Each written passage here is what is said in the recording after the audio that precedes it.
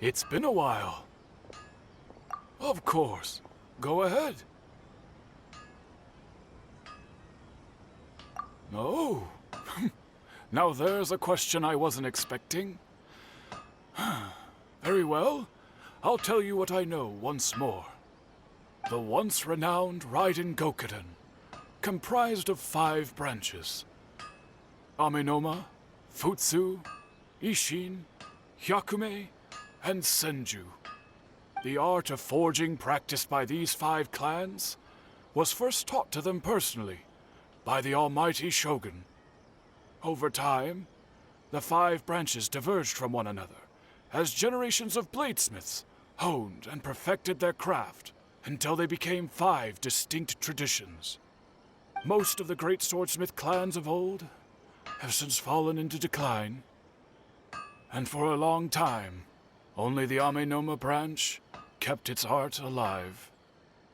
But fortunately, Kaedehara Kazuha recently returned to Inazuma and took up the mantle of the Ishin art.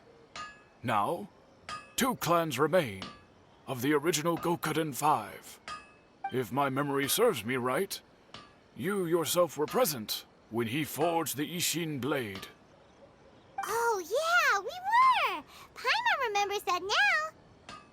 We learned a bit about the decline of the Raiden Gokuden then, too.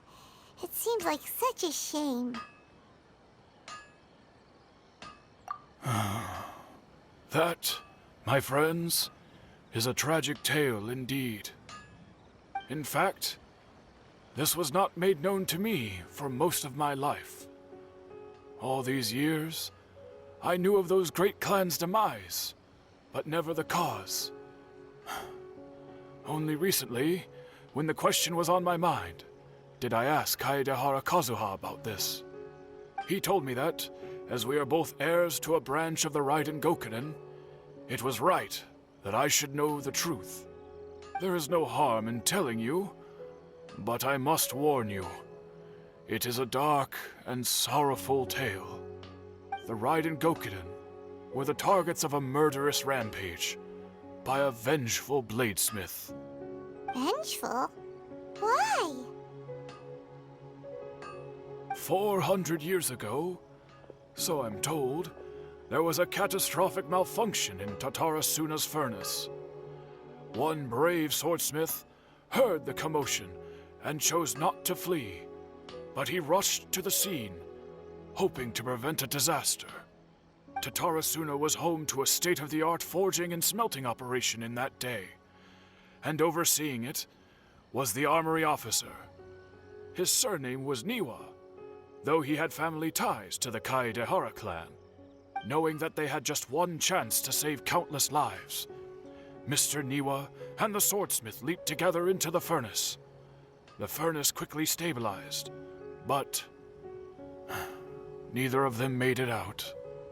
The smith's death, though heroic, dealt a devastating blow to his family's fortunes. His orphaned son was left to fend for himself, and grew up deeply resentful at the world.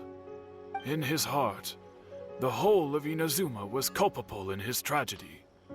He hated the almighty Shogun for her apparent indifference towards his father's death, and he hated everyone who had done nothing to try and save him. Powerless and destitute, the only legacy he had to pass on to his children was his hatred. Generation after generation bore this grudge, living in utter misery. Alas, if only the story could have ended there.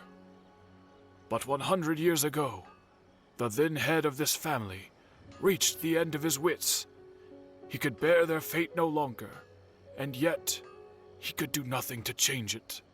Finally, he made a drastic decision to take revenge on the Raiden Gokuden.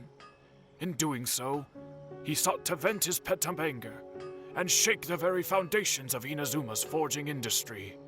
In his fury, he murdered indiscriminately, killing even bladesmiths from the Hyakume clan which he belonged to. His goal was absolute, the devastation of all of the Raiden Gokuden. But when he came to the Kaedehara and Kamisato clans, his killing spree came to an abrupt end. He failed to catch them unawares. They fought back fiercely, and they did not spare his life. That is why the Kaedahara clan and their Ishin art survived that day. I suppose they were the lucky ones, under the dire circumstances.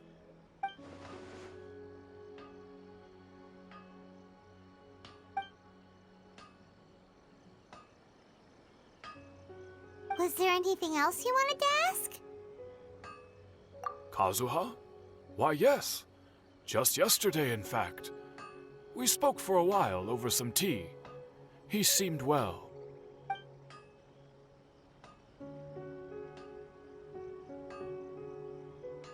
My pleasure. Don't tell Paimon. There are other places you want to visit too, right?